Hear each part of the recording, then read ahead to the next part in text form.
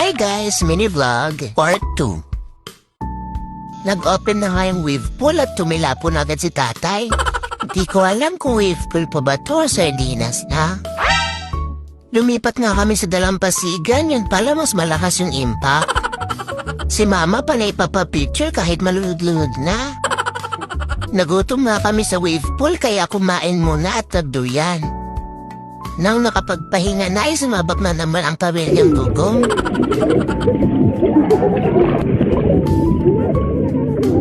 Si mama nga ay nakailang ulit sa slides kahit may lumulutang na short.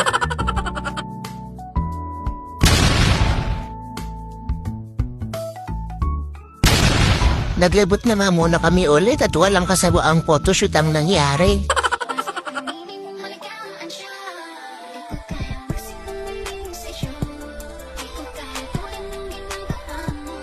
Uwian na nga guys, kapag kapitbahay mo nga lang ampol ay matik uuwi kang basa.